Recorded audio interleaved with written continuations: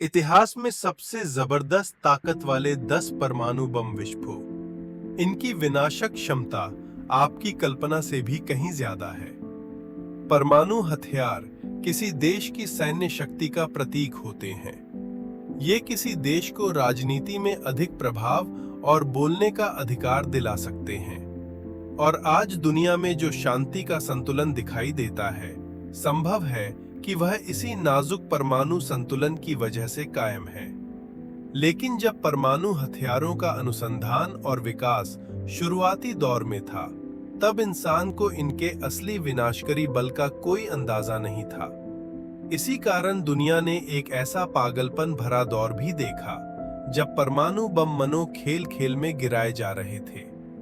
हम दर्द के साथ देखते हैं कि परमाणु हथियार कैसे एक धरती को पूरी तरह तबाह कर देते हैं और कैसे असंख्य निर्दोष जीवन पल भर में मिट्टी में मिल जाते हैं। इस सूची में हम जरूरी नहीं कि सिर्फ सबसे बड़े परमाणु बमों की बात करें।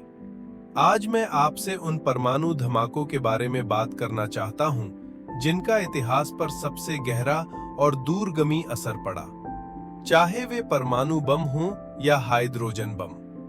और शुरू करने से पहले मैं बस यही कहना चाहूंगा, दुनिया में हमेशा शांति बनी रहे।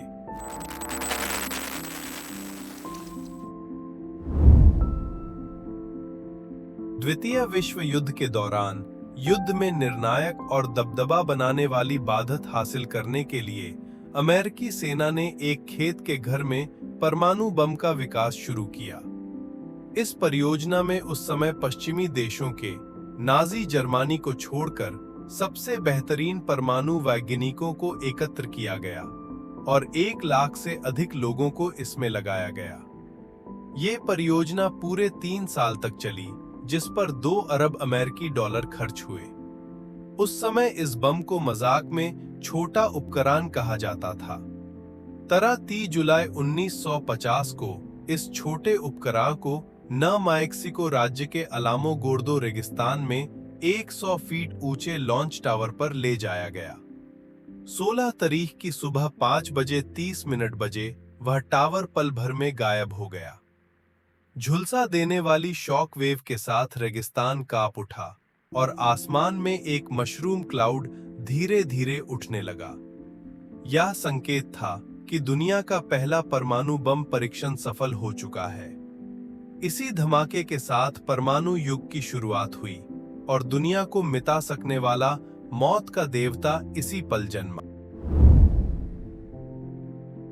इसका कोड नेम सुनने में वाकई मासूम लगता है, लेकिन हथियार के रूप में यह मानव इतिहास का पहला परमाणु बम था, जिसे वास्तविक युद्ध में इस्तेमाल किया गया और जनहानि के लिहाज से यह सबसे विनाशकारी साबित हुआ। मैनहट्टन परीक्षण के 1 महीने से भी कम समय बाद 6 अगस्त 1950 को लिटिल बॉय को जापान के हिरोशिमा के ऊपर गिराया गया। हालांकि इस बम की क्षमता केवल 15,000 से 16,000 टन TNT के बराबर थी, लेकिन हिरोशिमा का भूभाग समतल होने के कारण और उसके बाद चली तेज हवाओं की वजह से अत्यधिक रेडियोधर्मी पदार्थ हवा, नदियों आदि में फैल गए, जिससे विकिरण का प्रभाव क्षेत्र बहुत बढ़ गया। शुरुआती विस्फोट में 6,000 लोग मारे गए और विस्फोट के बाद भी कैंसर, ल्यूकीमिया जैसी बीमारियों से अगले वर्षों में कई 10,000 लोग मौत के शिकार हुए। हिरोशिमा में पहला परमाणु बम लिटिल बॉय गिराए जाने के 3 दिन बाद 9 अगस्त 1950 को फैतमे को जापान के नागासाकी पर गिराया गया। फैतमे मानव इतिहास में दूसरी बार इस्तेमाल किया गया परमाणु हथियार था और वास्तविक युद्ध में इस्तेमाल होने वाला आखिरी परमाणु हथियार भी था। नागासाकी का भूभाग पहाड़ी होने के कारण वहां हुआ नुकसान समतल हिरोशिमा की तुलना में कम था। फैतमे विस्फोट से लगभग 40,000 लोगों की सीधे मृत्यु हुई, लगभग 25,000 लोग घायल हुए और करीब 7,000 वर्ग मीटर इमारतें पूरी तरह नष्ट हो गईं। इसके बाद परमाणु फोलौद से उत्पन्न विकिरण के कारण कैंसर जैसी बीमारियों से दसियों हजार लोग मारे गए। इन हताहतों में अधिकतर आम नागरिक और औद्योगिक मजदूर थे। इस परमाणु बम के गिराए जाने के 6 दिन बाद ही जापान ने आत्मसमर्पण की घोषणा कर दी। माना जाता है कि इन दोनों परमाणु बमों ने युद्ध के अंत को तेज किया, लेकिन इसके बदले अनगिनत निर्दोष लोग और परिवार ऐसी कीमत चुकाने पर मजबूर हुए जिसकी भरपाई असंभव है। और इससे भी अधिक चिंताजनक बात यह है कि इसके बाद भी परमाणु परीक्षण जारी रहे। यह अमेरिका के इतिहास में बनाया गया सबसे शक्तिशाली परमाणु हथियार माना जाता है। B-41 परमाणु बम का वजन 4,800 किलोग्राम था और इसकी विस्फोटक क्षमता 25 मिलियन टन TNT के बराबर थी, यानी इसकी ताकत हिरोशिमा परमाणु बम के हजारों गुना तक मानी जाती है। 1907 से 1912 के बीच कुल लगभग 500 B-41 परमाणु बम बनाए गए और 1976 में इसे सेवा में शामिल किया गया। B-41 परमाणु बम एक 3 चरणीय विस्फोट वाला थर्मोन्यूक्लियर हथियार था। इसके 2 संस्करण थे, एक साफ संस्करण जिसमें तीसरे चरण को शीशे से ढका जाता था और दूसरा गंदा संस्करण जिसमें तीसरे चरण पर यूरेनियम की परत होती थी। सुनने में थोड़ा जटिल लग रहा है ना? आसान शब्दों में कहें तो अगर B-41 एक बार फट जाए तो वह पूरे जापान को सीधे तौर पर समाप्त कर सकता था। या अमेरिका द्वारा पहली बार पानी के नीचे परमाणु बम तैनात करके किया गया परीक्षण था, जिसका स्थान मार्शल द्वीप समूह में रखा गया। बेकार जलमग्न परमाणु परीक्षण में 21,000 टन क्षमता वाला परमाणु बम इस्तेमाल किया गया। यह परमाणु बम एक लैंडिंग शिप पर रखा गया था, लगभग 90 फीट पानी के नीचे, और सोर्ड ऑफ डेमोक्लीज एरे के बिल्कुल केंद्र में स्थित था। 25 जुलाई की सुबह 8:25 बजे परमाणु बम को विस्फोट किया गया। विस्फोट के बाद वह लैंडिंग शिप कोई भी पहचानने योग्य मलबा तक नहीं छोड़ पाई। यह निष्कर्ष निकाला गया कि वह परमाणु विस्फोट की गर्मी और ऊर्जा से पूरी तरह वाष्पीकृत हो गई। इसके अलावा 8 अन्य युद्धपोत भी विस्फोट के बाद डूब गए। भारी क्रूजर प्रिंस ओयगन भी इस विस्फोट में बुरी तरह क्षतिग्रस्त हुआ और परीक्षण के 5 महीने बाद वह भी डूब गया। बेकार परीक्षण से पहले अमेरिकी नौसेना के पास परमाणु विकिरण को साफ करने का कोई अनुभव नहीं था और उन्हें यह भी नहीं पता था कि सफाई के दौरान मानव शरीर को कितना नुकसान हो सकता है। नौसेना ने यह भी अनुमान नहीं लगाया था कि रेडियो एक्टिव जलवाष्प लगभग सभी जहाजों को ढक देगा। इसलिए जब नाविक जहाजों की सफाई कर रहे थे तो रेडियो एक्टिव पदार्थ तुरंत उनकी त्वचा, कपड़ों और यहां तक कि फेफड़ों तक में जमा हो गया। जब नाविक सहायता जहाजों पर लौटकर स्नान करते और कपड़े धोते थे तो वहीं रेडियो एक्टिव पदार्थ सहायता जहाजों तक भी फैल गया और नाविकों के साथ अलग-अलग स्थानों तक पहुंच गया।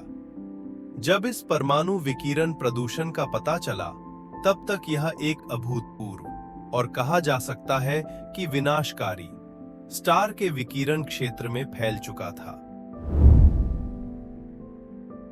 1 मार्च 1924 को TX-21 लिटिल श्रिम्प थर्मोन्यूक्लियर हथियार का प्रशांत महासागर के मध्य भाग में स्थित मार्शल द्वीप समूह के बिकिनी द्वीप पर परीक्षण विस्फोट किया गया ताकि इसकी युद्धक क्षमता को समझा जा सके।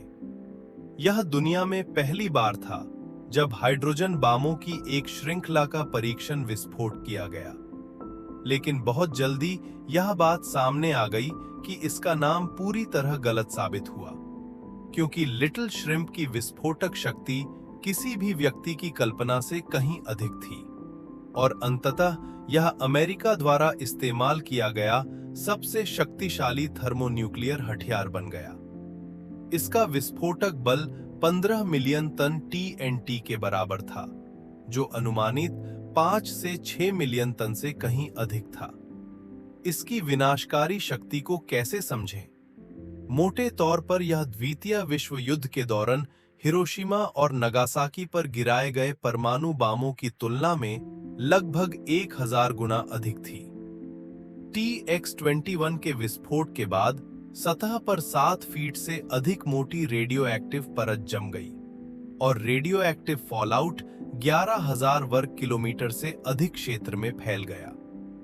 विस्फोट से बिखरी रेडियोएक्टिव सामग्री एशिया, ऑस्ट्रेलिया, अमेरिका और यूरोप के कुछ हिस्सों तक भी पहुंच गई। परमाणु विस्फोट के लगभग 5 घंटे बाद रेडियोएक्टिव पाउडर पास के मार्शल द्वीप समूह पर गिरने लगा। कई स्थानीय लोगों ने इसे आसमान से गिरती बर्फ समझ लिया और वे खुशी-खुशी उसमें खेलने लगे। लेकिन इस परमाणु परीक्षण ने भयानक पर्यावरणीय प्रदूषण पैदा किया। बाद में मार्शल द्वीप समूह के बहुत से निवासियों में गंभीर स्वास्थ्य समस्याएं सामने आए और 1000 से अधिक स्थानीय लोगों की मौत इसी वजह से हुई। इस बम की विस्फोटक क्षमता केवल 3.8 मिलियन टन TNT के बराबर थी, जो उस समय बिकिनी द्वीप पर अमेरिका द्वारा गिराए गए परमाणु बमों की तुलना में काफी कम थी। क्यों यहाँ इसकी चर्चा की जा रही है? क्योंकि यह ऑपरेशन रेड विंग में विस्फोटित किया गया था और यह अमेरिकी सेना का पहला एयर ड्रॉप हाइड्रोजन बम या थर्मोन्यूक्लियर बम था। कुछ लोग हमेशा कहते हैं कि परमाणु परीक्षण बहुत सुरक्षित होते हैं, लेकिन यह परमाणु बम एक बहुत अच्छा नकारात्मक उदाहरण है, क्योंकि इसका नेविगेशन सिस्टम खराब हो गया था और अंत में यह लक्ष्य से लगभग 4 मील दूर गिरा। इस बार परमाणु बम गिराने में शामिल लोग सभी अच्छी तरह प्रशिक्षित विशेषज्ञ थे, लेकिन फिर भी क्या हुआ? दुर्घटना हमेशा ऐसे समय और ऐसी जगह पर होती है जिसकी किसी ने कल्पना भी नहीं की होती। अंत में जो साझा करना है वह अमेरिका और सोवियत संघ द्वारा परमाणु बमों के साथ अलग-अलग तरीके से खेलने के 3 उदाहरण हैं। सच में बड़े देश खेलना भी जानते हैं। ज़र बम, जिसका मॉडल RDS-220 हाइड्रोजन बम था, शीत युद्ध के दौर में सोवियत संघ द्वारा बनाया गया एक परीक्षण हाइड्रोजन बम था। ज़र बम नाम का अर्थ ही बमों का राजा है, क्योंकि यह आज तक मानव द्वारा बनाए गए सभी प्रकार के बमों में, चाहे आकार हो, वजन हो या शक्ति, हर लिहाज से सबसे शक्तिशाली बम माना जाता है। यह बम बेहद भयानक था। यह 1907 के दशक की शुरुआत में शीत युद्ध के दौरान सोवियत संघ द्वारा विकसित किया गया एक प्रकार का हाइड्रोजन बम था।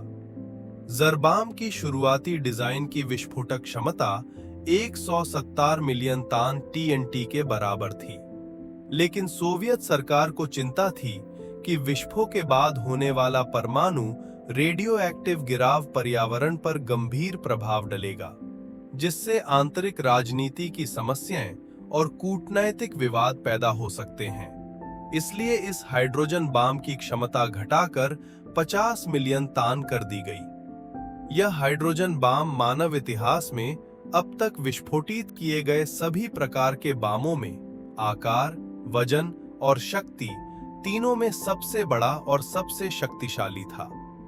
सोवियत सैन्य शक्ति के प्रतीक और प्रदर्शन के रूप में जब ज़र बम का परीक्षण विस्फोट किया गया, तो परीक्षण क्षेत्र के भीतर की इमारतें पूरी तरह नष्ट हो गईं। प्रयोग के लिए रखे गए 15,000 जानवर सभी मारे गए। विस्फोट से उत्पन्न झटके की तरंगे 1000 किलोमीटर तक फैल गईं। यहां तक कि फिनलैंड में भी स्पष्ट कंपन महसूस हुआ और स्थानीय लोगों के कई घरों के शीशे टूट गए। इस विस्फोट ने यूरेशियन महाद्वीप को 9 मिलीमीटर दक्षिण की ओर ढकेल दिया और इसका मशरूम बदल इतना ऊंचा उठा कि वह पूरे 7 माउंट एवरेस्ट के बराबर था। यह जो प्रदर्शन है वह पूरी मानवता को मिटा देने की क्षमता दिखाता है। जरबाम के विस्फोट के बाद अमेरिका अब चुप नहीं बैठ सका। सोवियत संघ के जरबाम की चुनौती का जवाब देने के लिए अमेरिका ने डोमिनिक ऑपरेशन के तहत परमाणु परीक्षणों की एक श्रृंखला चलाई। इन परीक्षणों के दौरान अमेरिकन्स ने सोचना शुरू किया, जमीनी सतह पर परमाणु हथियार का विस्फोट हम देख ही चुके हैं। साफ शब्दों में कहें तो वह एक मशरूम क्लाउड होता है, कभी बड़ा कभी छोटा। लेकिन अगर परमाणु हथियार को अंतरिक्ष में विस्फोट किया जाए तो क्या होगा? ज्ञान की खोज और सोवियत संघ को एक सख्त संदेश देने के इरादे से 9 जुलाई 1982 को अमेरिकी सेना ने अंतरिक्ष में एक परमाणु बम फेंका। यही मानव इतिहास का पहला अंतरिक्ष परमाणु परीक्षण था, स्टारफिश प्राइम। क्योंकि अंतरिक्ष में हवा नहीं होती, इसलिए परमाणु विस्फोट से कोई विशिष्ट मशरूम क्लाउड नहीं बना और ना ही कोई शॉकवेव पैदा हुई। लेकिन विस्फोट के बाद उत्पन्न विद्युत चुंबकीय पल्स इतना जबरदस्त था कि लोग दंग रह गए। इस ईएमपी का असर अमेरिका के पूरे हवाई राज्य तक फैल गया। हवाई क्षेत्र में हजारों किलोमीटर तक बिजली आपूर्ति ठप हो गई, सड़क की सारी लाइटें बुझ गईं, रडार और नेविगेशन सिस्टम बाधित हो गए और इलेक्ट्रॉनिक संचार संकेत पूरी तरह बंद हो गए। परमाणु विस्फोट केंद्र के करीब मौजूद कुछ उपग्रह विद्युत चुंबकीय तरंगों के प्रभाव से काम करना बंद कर बैठे। इनमें अमेरिका का अभी-अभी लॉन्च किया गया एक संचार उपग्रह भी शामिल था, साथ ही सहयोगी देशों के कई उपग्रह भी। इन क्षतिग्रस्त उपग्रहों में से अधिकतर गंभीर नुकसान के कारण पूरी तरह बेकार हो गए और अमेरिका को इसके चलते सैकड़ों मिलियन अमेरिकी डॉलर का नुकसान उठाना पड़ा। सिर्फ सैन्य ताकत दिखाने तक ही सीमित नहीं, अमेरिका ने परमाणु बमों को लेकर कुछ और भी अजीब बुघरीब प्रयोग किए थे, जैसे आज हम जिस आखिरी मामले की बात करने वाले हैं। 1982 में अमेरिका ने नेवादा राज्य में 140 किलोटन क्षमता वाला एक परमाणु बम विस्फोट किया, जिससे लगभग 390 मीटर व्यास और 100 मीटर गहराई वाला एक विशाल गड्ढा बन गया। कहा जाता है कि कुछ पागल वैज्ञानिकों की कल्पना में इस गड्ढे का उपयोग जलाशय और बंदरगाह बनाने के लिए किया जा सकता था। साथ ही वे यह भी परखना चाहते थे कि क्या खनन या नहर खोदने के दौरान परमाणु बम से जमीन को उड़ाकर सीधे बड़ा कताव बनाया जा सकता है। लेकिन परमाणु विस्फोट से पैदा हुई रेडियो एक्टिव धूल लंबे समय तक आसमान में नहीं बैठी। इससे अमेरिकी जनता में भरी डर और चिंता फैल गई और अंततः विरोध प्रदर्शनों के कारण यह योजना रद्द कर दी गई। यही प्रसिद्ध सेदान क्रेटर है, जिसे आप अंतरिक्ष से भी देख सकते हैं। अमेरिका और सोवियत संघ के बीच इस तरह परमाणु बम खेल-खेल में फेंकने वाली हथियारों की दौड़ ने विश्व शांति और सुरक्षा के लिए गंभीर खतरा पैदा कर दिया। इसी परमाणु विस्फोट ने अंततः 1993 के आशिक परमाणु परीक्षण प्रतिबंध संधि के निर्माण को आगे बढ़ाया। शुक्र है यह पागलपन भरे दिन आखिरकार यहीं से धीरे धीरे खत्म होने लगे। ठीक है, तो यही था आज के वीडियो का पूरा कंटेंट। इन 10 सुपर न्यूक्लियर धमाकों में से कौन सा आपको सबसे ज्यादा याद रह गया? नीचे कमेंट सेक्शन में जरूर बताइए। अगर आपको ये वीडियो पसंद आया हो तो प्लीज लाइक कीजिए, सब्सक्राइब कीजिए और कमेंट भी जरूर कीजिए। देखने के लिए धन्यवाद। हम अगली वीडियो में फिर मिलेंगे।